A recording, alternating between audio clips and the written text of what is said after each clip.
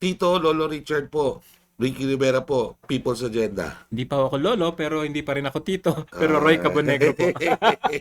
o, tatalakayin nun natin dito, ilang araw na lang magmula ngayon, may election na po actually sa Amerika, Yeah, election yeah. sa Amerika. Pero actually may mga bumoboto na, Mm, 'di ba? mm. Yun ang hindi ko maintindihan eh. Gaano bang araw yun? Hindi ko medyo naguguluhan ako May doon. electoral college system kasi sila, di ba? So, Oh. may iba-ibang schedule ata. So, hindi talaga Hindi ba't siya. yung mga botante? Siguro May mga nakakaboto may na. mga certain groups of people na mas nauuna. Tulad din sa atin, di ba? May mga Hindi, pinapayagang OFW yun, nauuna. mga exception. Nauuna ba yung Mindanao sa atin? Hindi. Hindi. Hindi, Kaya di ba? medyo naiba sistema nila, no? Okay, anyway, basta may mga bumoto na ho daw. That's right. At sangayon sa isang historiador na hindi pa daw nagkamali Mm. with the exception of one instance Mm. na nagsabi kung sino magiging pangulo. Ba? At ang Ganun, sabi ha? niya, Oo. doon daw sa 10 yata na variables na tinitingnan niya, 6 daw doon, nagpapahiwatig na ang mananalo si Harris. Si Okay. Kamala Harris. Okay. The first female would-be president. Kung Oo. At sakasakali. in fact, kanina, lumabas yung balita na sa Iowa State, talagang dumamang na si Harris doon kaysa kay Donald Trump, Mhm. yung dating Pangulo. Okay. So, ikaw ba, anong tingin mo? Well, ang epekto niyan is yung kanilang foreign policy, kung ano yung meron ngayon, Oo. most largely magpapatuloy. Good or bad, depende. Kung nasaang side ka ng US. Hindi, sabi nga yung kay Putin sa Russia, ang Yes. policy nila ngayon, whoever wins, Ah. hindi pupunta sa negotiating table si Putin Okay. para doon sa Ukraine war. Non-negotiable sa kanya. Which is now unraveling into another Naku po. episode Aha. na mas seryoso. Why? Kasi pumunta na po doon yung mga sundalo ng North Korea. Sila No, na ngayon nasa ang Russia na pinong-script ngayon. ng kuan. At sinasabi na ang Russia daw ay fully determined to get the victory. Ang problema lang, in terms of war strategy, mukhang nakakalamang talaga yung mga Ukrainians. Okay. So, yan po. Ang tabayanan nun natin yan kasi magpapatuloy pa yan hanggang next year. Hindi pa natin malaman kung lalalayan o hindi. No? Ang dapat natin ang tabayanan actually, hindi yung mas malayo dito sa Taiwan. Okay. 37 aircraft, ships ang malapit na malapit doon sa coast of Taiwan.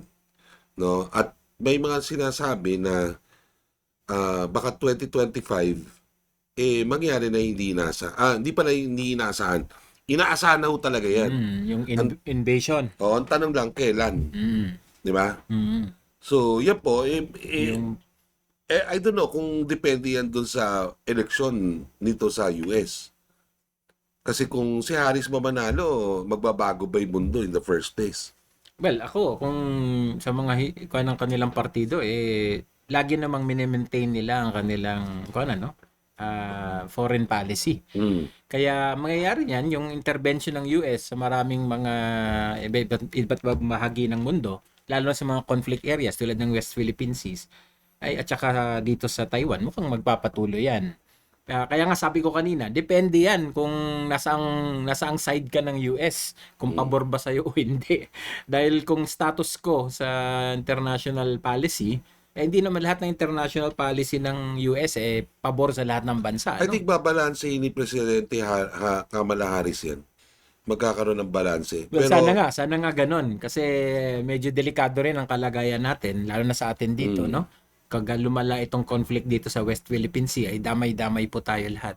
Kaya there has to be some level of compromise sa position ng US. At tingin ko naman, kung mananalo naman si Donald Trump, tama ka mukhang walang mababago kasi in the first place, negosyador tong si Donald Trump At nagne-negotiate lang siya dun sa mga tao na nasa mas mataas o mas malakas na posisyon. That's right. So for example, no, baka umaasa yung mga Duterte na sila papaboran ni Donald Trump. Malabo. At malabo yan. Malabo yan. Definitely yan, makikipag-usap sa mga Marcoses yan. At sa tingin ko, kasi diyan makikipag-usap sa isang weekend political power. That's right. That's No? right. Even yung China ngayon, makikita mo, although surreptitiously, sabi may mga pag-uusap daw ang China with the Duterte group. Pero feeling ko dyan, baka lessened na yan Lessened. It was decreased yung engagement. Bakit? Dahil kung ikaw ang superpower, di ka makikipag-usap sa weekend. Tsaka nagtaya na sila noon eh. Correct. 'Di ba? Oo. Parang ba't sila magtataya uli sa isang sitwasyon na mahina na? Mm. 'Di ba? Hindi naman ito tulad nung first time na tumakbo ang mga Duterte, ang layo. Mm. Kaya I doubt if the same level Kasi of marami support. nagsasabi, hintayin niyo kung maging presidente si Donald Trump. I think, sa tingin ko, walang magbabago sa sitwasyon, no? Sapagkat sa bibig mismo ni Trump nangyari na kapag ka siya ay naelekto bilang pangulo sa susunod, anong gagawin niya? Maglilinis siya Mm, di ba? that's right. Maglilinis siya kanyang bahay. Ibig sabihin, yung bahay niya, Amerika. So, magtutuon siya doon. And I think also, Kamala Harris will also do that. Well, they have to kasi ang dami na rin mga problema sa US ngayon, ano? Mga Oo. social services nila, etc. Kailangan na rin nilang tutukan regardless kung which of the parties will actually win. Oo. Di ngayon pa lang di ba may nabalita nga na si President Biden sumulat na ng mga executive orders para ma-institutionalize yung mga changes na ginawa nila. Mm. Kasi kung halimbawa, magkabiglaan talaga at biglang nanalo si Donald Trump, Mm. at least naka-codify Built na. na sa mga Oo. batas nila at programa. May hirapan si Donald Trump na hindi sundin Yes, that's itong right. mga order na ito ng kanyang predecessor. Pero sabi ko nga ako kanina, may nagpre-predict at marami mga surveys din nagsasabi na mukhang kiling dito kay Kamala Harris. Although sabi nila, kakaunti lang, Mm. no? Parang very very close fight, Mhm. no? At sa tingin mo, bakit ito sabi ko na, sa tingin mo bakit despite yung sinasabi ni Kamala Harris may get less than 50% pa rin ang hindi kanya? Magandang tanong 'yan. Talaga namang divided pa rin ang US, ano? Hindi naman yung conflict sa loob nila ay hindi naman nare-resolve ng kasalukuyang programa ng kasalukuyang partido. So malayo pa ang kinakailangan para matugunan ng US ang kanyang mga internal na mga problema. Kaya nga, 'di ba? Hindi, ano bang ayaw nila kay Kamala Harris? O 'di ba yung Yung ibang Amerikano, o 'di ba yung sa social services? Oo. 'Di ba yung pagpondo ng social services na inalis nila and to a large extent kaya or binawasan, ayan ang pinakamalaking kritisismo sa kanila kasi nga hindi ganoon ang polisiya ng partido nila naglakamala. Alam mo, ako naman, ang tingin ko, tulad ng sakit ng mga liberal dito at progresibo sa Pilipinas, hindi nila, they don't know the language of the masses. Ano ba ang lingwahe ng masa? For example, ngayon, sa Amerika, di ba, inflation, pagtaas ng presyo. So, hindi sinasagot directly ni Kamala Harris Even nung panahon nung nagkaroon sila ng presidential debate ni Trump, kaya medyo nananalo si Trump kasi si Harris ayaw niya sagutin. Why? Kasi ang tingin niya, pambabastos kay Biden kapag sinabi niya na palpak yung economic policies ng Biden administration. That's right. Kitang-kita ng mga tao po kasi ang mga tao mismo, sila ang nagsasuffer kapag may mga economic distresses. No? Sila ang pumupunta sa grocery at bumibili ng napakamamahal na mga presyo. Si Donald Trump, wala siyang pakialam. Talagang dinerecho niya na ito ang problema at ito ang solusyon. Ako yun. Sabi niya ganon. Which, marami ding talagang hindi naniniwala na siya yun. No? Yan din po ang magde-define dito ng politika sa atin.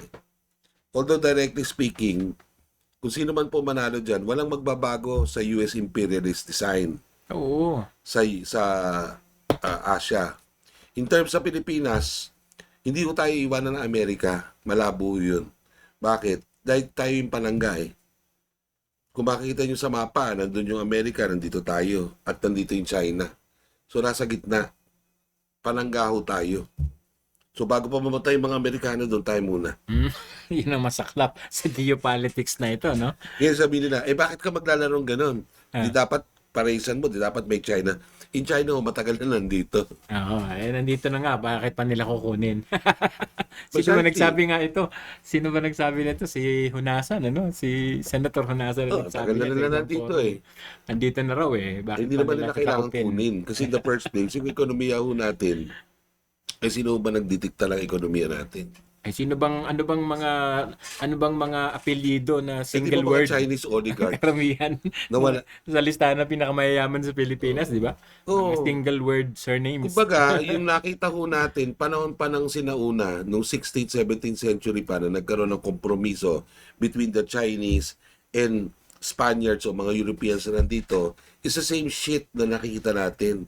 China at mga Espanyola, mga peninsulares, insulares, animales. O, yan po yung ano.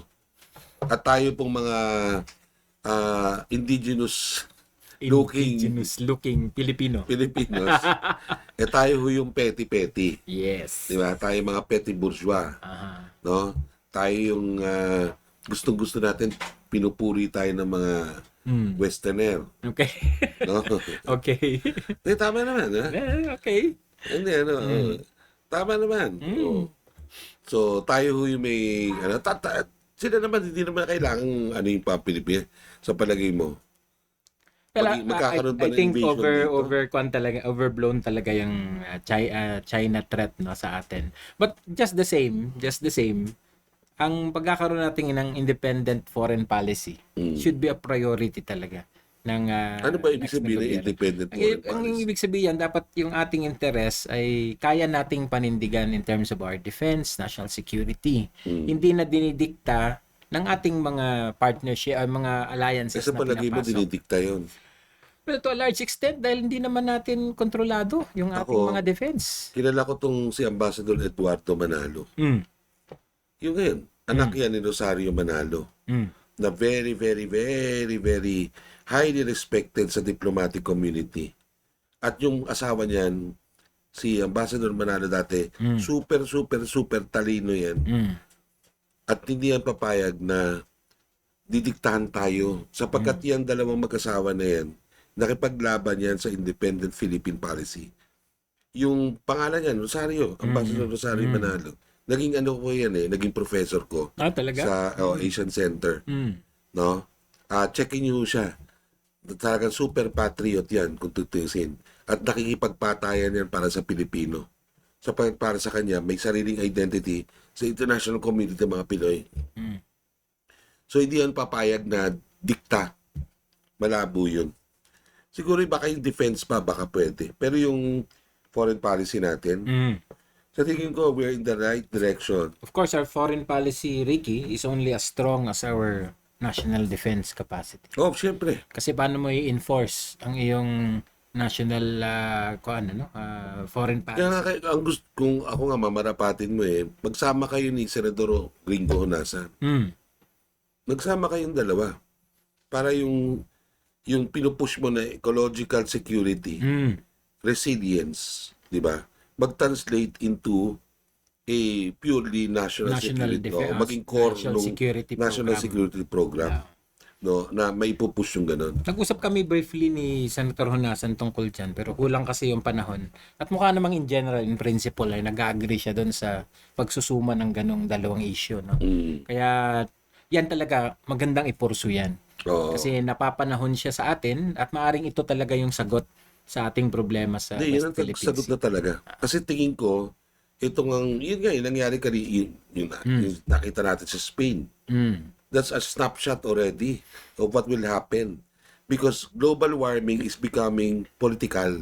It will be, and it already And is. it already is, I think. Kasi ang palala ng palala, tapos hindi nakakaagapay yung pamumuno. Kaya nga meron na tayong term na green governance, di ba? Pag hindi natin ito ma-manage in this way, na in a very clear way, Oo. and strong governance, ay delikado po. Kasi mabilis mo mahihila under our feet ang ating pamamahala. Dahil ang epekto ng climate change ay biglaan at matindi. Pag tayo tinamaan ng isang napakatindi talaga at hindi makakaagapay ang gobyerno, sa tingin nyo ba magsusurvive ang Baka gobyerno? civilizational collapse ang mangyari sa Yun na atin. nga, yan ang sinasabi ko. Kung hindi Mawala ang matatranslate into Pilipinas. politics ang usapin ng environment, ay delikado po. I'm not just saying this because I'm Greens, no? I'm saying this because I love the country. Pag hindi ho natin inayos yung ating pamamahala sa paraan na nakakaagapay tayo sa epekto ng climate change at ng iba pang environmental disaster, ito po ang nag-iisang pinakaseryosong national security issue ng ating Kaya bansa. maging malibog po tayo na depensahan at protektahan ang ating kalikasan. No? Yung pagiging green nga, malibog. Di ba? Yun ba yan? O sige, kalibugan ang kailangan natin. Di ba? Kalibugan para sa bayan at Oo, kalikasan. di ba? Maintindihan naman tayo. Kalibugan na. Ah. Pagka sinabi mong malibog ka, na yung sabihin. Di syempre masigasig, di ba? Ibig Masigasig, sabihin ng malibog. Yung talagang sa sobrang libog mo, talagang gagawin at gagawin mo. Oo. Lahat ng Palagi kailangan kang mong gawin. tatayo. At Di ba? O Tama tatayuan rin. mo. yun ang Tatayuan mo issue. talaga. O Oo. talaga. Tatayuan mo. Tatayuan mo, Issue. di ba? Palagi mong tayuan ang issue. Kasi pag hindi mo tinayuan, Ano mangyayari? babagsak. Babagsak. di ba? Babagsak, di ba? Mabuti na yung nakatayo. Oo. O yan na, naintindihan nyo na. Magandang gabi po sa inyo lahat.